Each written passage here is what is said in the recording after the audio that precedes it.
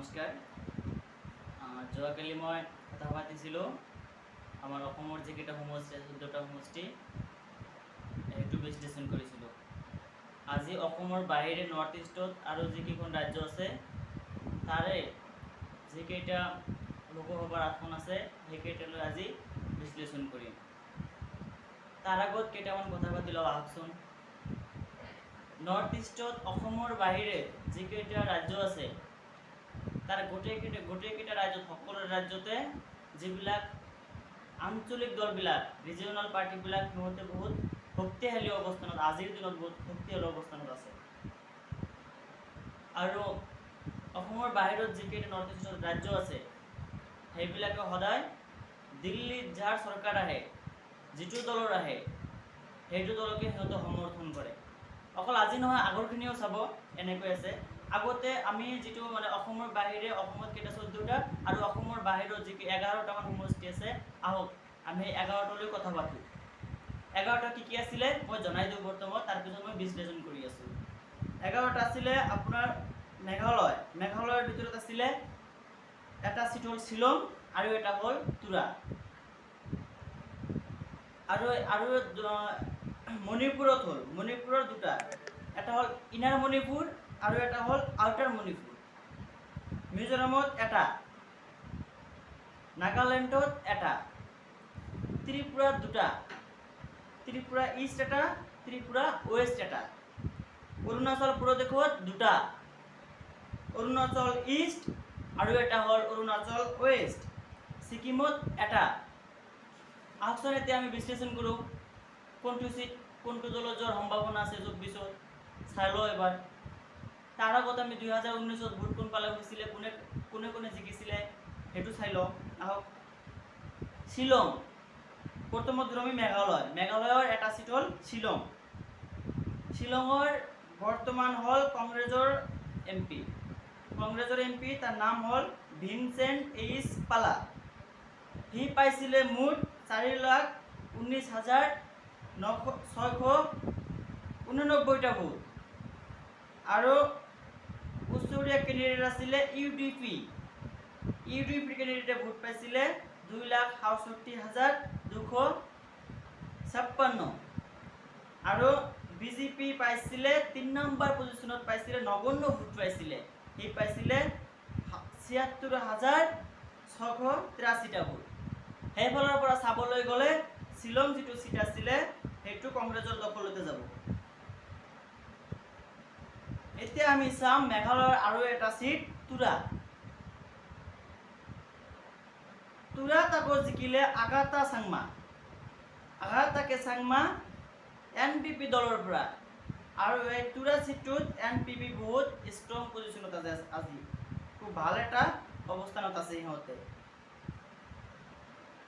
NPPয়ে vote পাই জিকিছিলে 3,04,455টা, কংগ্ৰেছে পাইছিলে 2,40,425টা আৰু বিজেপিয়ে পাইছিলে 31,707টা। 2024ৰ ভোটতো ইয়াতে NPPৰ ফালে সেইটো চিট যাব। কিন্তু এটা লক্ষণীয় বস্তু হ'ল মেঘালয়ৰ দুটা, শ্বিলং হওক তুৰা হওক দুটাৰ এটাতে বিজেপি ভেটি ইমান মজবুত নহয়। তাতে এটা চিট কংগ্ৰেছত যাব আৰু এটা চিট NPPৰ ওচৰত যাব। তাতে যিটো আঞ্চলিক দল আছে সিহঁতৰ এটা যাব। এতিয়া আমি চাওঁ মণিপুৰত যি সংঘৰ্ষ চলি আছে কুকি আৰু মিতেই, এই সংঘৰ্ষটো লক্ষণীয়। এই সংঘৰ্ষৰ কাৰণে যে আমাৰ প্ৰাইম মিনিষ্টাৰ প্ৰধানমন্ত্ৰী আজিলৈকে কথাই পতা নাই। 2 ঘণ্টা 14 মিনিট কথা পাতিলে তেওঁ সংসদ ভৱনত অনাস্থা প্ৰস্তাৱৰ পিছত, কিন্তু মণিপুৰৰ কথা মাত্ৰ 2-4 মিনিটমান কথা পাতিলে। সেইকাৰণে এইফালে চাব মণিপুৰৰ দুটা চিট হ'ল, এটা হ'ল ইনাৰ মণিপুৰ আৰু এটা হ'ল আউটাৰ মণিপুৰ। আহকচোন ইনাৰ মণিপুৰত বিশ্লেষণ কৰি লওঁ। ইনাৰ মণিপুৰত বিজেপিৰ পৰা জয়ী হৈছিলে ৰাজকুমাৰ ৰঞ্জন সিং। তেওঁ ভোট পাইছিলে 2,63,632 আৰু কংগ্ৰেছে তাত ভোট পাইছিলে 2,45,877টা কিন্তু তাতে চিপিআই ভোট পাইছিলে 1,33,816টা। ইয়াত এটা কথা হ'ল যিটো ইণ্ডিয়া নামৰ যিটো গঠবন্ধন হ'ল, মই আগতে সেইটো ভিডিঅ'ত কথা পাতিছোঁই, কিন্তু এইটো গঠবন্ধনৰ ফলত কংগ্ৰেছ আৰু চিপিআই ইণ্ডিয়া নামৰ গঠবন্ধনত আছে, এলায়েন্সত আছে। এলায়েন্সত থকাৰ কাৰণে এইটো ভোট আৰু বিভাজন নহয়।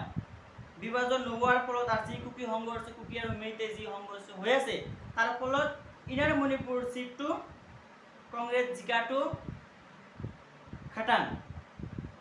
এতিয়া আহকচোন আৰু এটা চিট চাওঁ আমি, আউটাৰ মণিপুৰত জিকিছিলে লৰ্ডছ অফ প্ৰফেছ নাগা পিপুলছ ফ্ৰণ্ট NPF-ৰ পৰা। লৰ্ডছ অফ প্ৰফেছ নাগা পিপুলছ ফ্ৰণ্ট সি ভোট পাইছিলে 3,63,527 ভোট, আৰু তাতে বিজেপিয়ে ভোট পাইছিলে 2,89,745টা, কংগ্ৰেছে পাইছিলে 1,52,510টা। কিন্তু সেইফালৰ পৰা চাবলৈ গ'লে মণিপুৰৰ যিটো আউটাৰ মণিপুৰ চিটটো এইবেলি গুচি যাব, তাৰ আঞ্চলিক দল যিটো আছে নাগা পিপুলছ ফ্ৰণ্ট, সিহঁতৰ হাতলৈ গুচি যাব। ইয়াতেও বিজেপি শূন্য।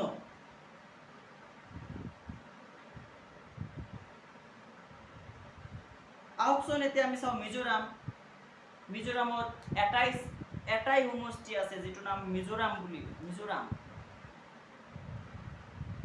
আৰু তাৰ মিজোৰাম সমষ্টিৰ MP নাম হ'ল চিলালৰংচাঙ্গা। সি জিকিছে MNF পাৰ্টিৰ পৰা।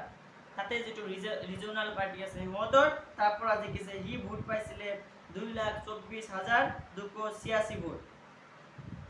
আৰু ইণ্ডিপেণ্ডেণ্ট কেণ্ডিডেট নিৰ্দলীয় প্ৰাৰ্থী ভোট পাইছিলে তাতে 2,16,146টা। তাতে বিজেপিয়ে ভোট পাইছিলে 2,28,707টা, অনলি একেবাৰে নগণ্য ভোট পাইছিলে তাতে। কিন্তু এই মিজোৰাম চিটটো চাবলৈ গ'লে 2024ত সেইটো চিট MNF পাৰ্টিৰ ফালে গুচি যাব, ৰিজনাল পাৰ্টি তাৰ পৰা জিকিব। এতিয়া যিজন আছে সেয়ে পাব, তাতে বিজেপি কংগ্ৰেছ সেইটো চিট নাপায়।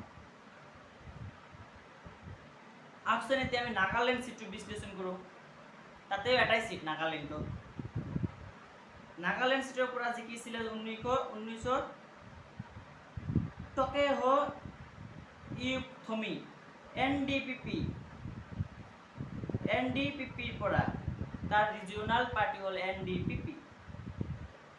সি ভোট পাইছিলে 5,510টা, আৰু কংগ্ৰেছে ভোট পাইছিলে 4,84,116টা। তাতে বিজেপিৰ কোনো অস্তিত্ব নাই নাগালেণ্ডত। তাতে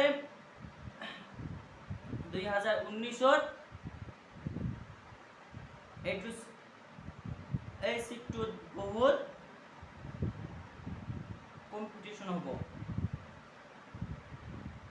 সিহঁতৰ ভোটটো বেছি ব্যৱধান নহয় NDP আৰু কংগ্ৰেছৰ 2019ৰ ৰিজাল্টটো আমি চালে। গতিকে সেইটো চিট কোনে পাব সেইটো চিঞৰ দিব পৰা নাযায়। আহকচোন ত্ৰিপুৰা সমষ্টি দুটা চাওঁ আমি।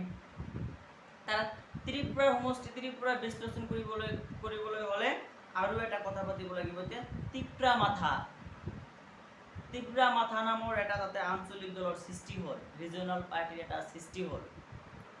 মই আগতে কৈছোঁ যে নৰ্থ ইষ্টৰ যিকেইটা ষ্টেট আছে অসমৰ বাহিৰে গোটেইকেইটা ষ্টেটত ৰিজনাল আঞ্চলিকতা দলবিলাকৰ বহুত প্ৰভাৱ আছে। আৰু তাৰে ত্ৰিপুৰাত এটা ৰাজনৈতিক আঞ্চলিকতা দলৰ সৃষ্টি হ'ল ত্ৰিপুৰা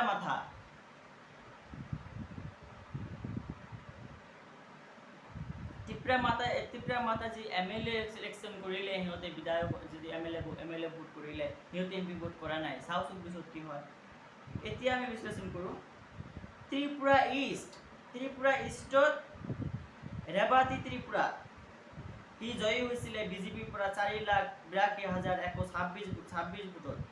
তাতে কংগ্ৰেছ পাইছিলে 2,77,836, CPI পাইছিলে 2,09,63 ভোট।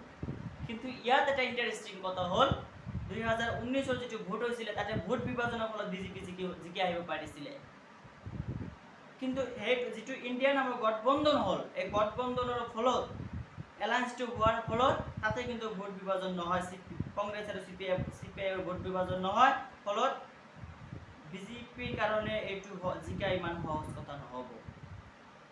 এক পৰ্যায়ে ক'বলৈ হ'লে ত্ৰিপুৰা ইষ্ট নামৰ চিটখন কংগ্ৰেছৰ হাতলৈ গুচি যাব, ইণ্ডিয়া নামৰ সেইটো এলায়েন্সৰ ফালে গুচি যাব। আহকচোন ত্ৰিপুৰা ৱেষ্ট আৰু আন এটা চিট আছে ত্ৰিপুৰা, সেইটো আমি চাই লওঁ।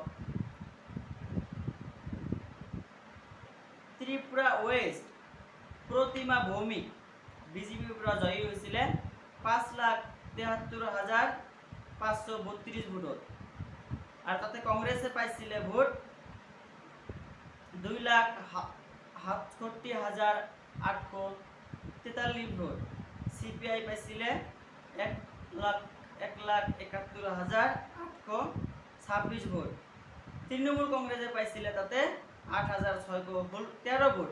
ইয়াতে একেই কথা, ইয়াতে ভোট বিভাজনৰ ফলত বিজেপিৰ কেণ্ডিডেটজন জয়ী হৈ আহিব পাৰিছিল বিৰোধীৰ ভোট বিভাজনৰ ফলত, কিন্তু এতিয়া ইণ্ডিয়া নামৰ এলায়েন্সটো হোৱাৰ ফলত বিৰোধীৰ ভোট আৰু বিভাজন নহয়। গতিকে এইফালৰ পৰা ক'বলৈ হ'লে ত্ৰিপুৰাৰ দুটাৰ এটাতো বিজেপি এবাৰ জয়ী হ'ব নোৱাৰে 24ত, তাতে এই দুটা চিট ইণ্ডিয়াৰ ফালে গুচি আহিব। আহকচোন আমি অৰুণাচল প্ৰদেশৰ কথা অৰুণাচল প্ৰদেশৰ এইটো বিশ্লেষণ কৰি লওঁ। অৰুণাচল প্ৰদেশ, অৰুণাচল ইষ্ট তাতে জিকিছিলে তাপিৰ গাঁও বিজেপিৰ পৰা জিকিছিলে 1,53,883টা ভোট, আৰু কংগ্ৰেছ তাতে পাইছিলে 83,935 ভোট। ইয়াতে অৰুণাচল ইষ্ট বিজেপি শক্তিশালী অৱস্থানত আছে, কাৰণ কিয়নো তাতে কিৰেণ ৰিজিজু নামৰ কেন্দ্ৰীয় মন্ত্ৰীজন আছে, আৰু এই অৰুণাচল ইষ্ট চিটখন বিজেপিৰ ফালে গুচি যাব। এতিয়া আমি চাওঁ অৰুণাচলৰ আন এটা সমষ্টি অৰুণাচল ৱেষ্টত বিজেপিৰ পৰা জিকিছিলে কিৰেণ ৰিজিজু 2,25,796, তাতে কংগ্ৰেছে ভোট পাইছিলে মাত্ৰ 50,953টা ভোট। আৰু ক'বলৈ হ'লে অৰুণাচলৰ দুটা সমষ্টি এইবেলিও বিজেপিৰ ফালে গুচি যাব। এতিয়া আমি চাওঁ ছিকিমত এটা সমষ্টি আছে, তাতে জয়ী হৈছিলে ইন্দ্ৰা হাং সুভা, ছিকিম ক্ৰান্তিকাৰী মৰ্চা চমুকৈ SKM, সিহঁতৰ আঞ্চলিক দল, সিহঁতে ভোট পাইছিলে 1,66,922টা। ছিকিম ডেমক্ৰেটিক ফ্ৰণ্ট ওচৰৰ কেণ্ডিডেট আছিলে চমুকৈ SDM, সি ভোট পাইছিলে 1,54,489টা, বিজেপি পাইছিলে তাতে 16,572, কংগ্ৰেছে পাইছিলে মাত্ৰ 3,990 ভোট। ইয়াত এক কথাত ক'বলৈ গ'লে ছিকিমৰ যিটো MP চিট আছে সেই চিটত যোনে নিজিকে কিয় সিহঁতৰ হয় SKM জিকিব নহ'লে SDM জিকিব, তাৰ মানে সিহঁতৰ ৰিজিয়নাল যিবিলাক আঞ্চলিক দল আছে সিহঁতৰ ফালে গুচি যাব। এতিয়া আমি কওঁ, কালি আমি অসমৰ চিটকেইটা বিশ্লেষণ কৰিছিলোঁ, বিশ্লেষণ কৰি মই তাতে দেখাই দিছোঁ যে অসমৰ যি 14টা সমষ্টি আছে তাৰ ভিতৰত এইবেলি কংগ্ৰেছৰ ফালে 6টা গুচি যাব, EIDUৰ ফালে 2টা, আৰু বিজেপিৰ ফালে 6টা। আৰু আজিৰ যি বিশ্লেষণ কৰিলোঁ মই 11টা সমষ্টি,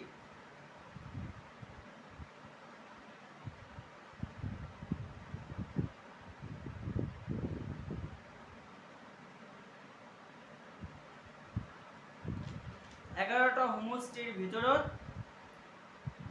4টা গুচি যাব ইণ্ডিয়া গঠবন্ধনলৈকে, ইণ্ডিয়াৰ ফালে।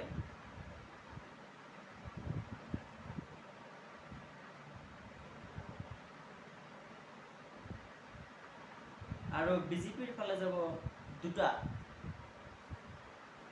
11টাৰ ভিতৰত 4টা যাব কংগ্ৰেছৰ ফালে আৰু বিজেপিৰ ফালে যাব 2টা, তেতিয়া হ'ল 6টা, আৰু বাকী 5টা সিট গুচি যাব নৰ্থ ইষ্টৰ যিবিলাক ৰিজিয়নাল পাৰ্টি আছে সিহঁতৰ ফালে। গতিকে নৰ্থ ইষ্টৰ যি 25টা সিট আছে তাতে চাবলৈ গ'লে সেইফালে 2টা, সেইফালে পাব সিহঁতে 6টা। মুঠ এই 24টা সমষ্টিৰ ভিতৰত বিজেপি পাব 8টা আৰু কংগ্ৰেছ যাব 10টা। এইখিনি মই বিশ্লেষণ কৰিলোঁ, আৰু সকলোৱে মোৰ চেনেলটো মোৰ পেজটো ফ'ল' কৰিব আৰু কমেণ্ট শ্বেয়াৰ কৰিব, যাতে এই ইম্পৰ্টেণ্ট কথাবিলাক আজি কাৰ অৱস্থান কেনেকুৱা, কোনটো দল কিমান শক্তিশালী, যাতে সকলো মানুহ গম পোৱাকৈ আপোনালোকে এই ভিডিঅ'টো শ্বেয়াৰ কৰি দিব। আৰু মই পিছত এনেকৈ এটাকৈ ভিডিঅ' মই বনাই থাকিম, আৰু ভাৰতৰ যিকেইটা সমষ্টি আছে গোটেইখিনি মই বিশ্লেষণ কৰি আপোনালোকৰ আগত মই দাঙি ধৰিম। নমস্কাৰ, জয় অসম।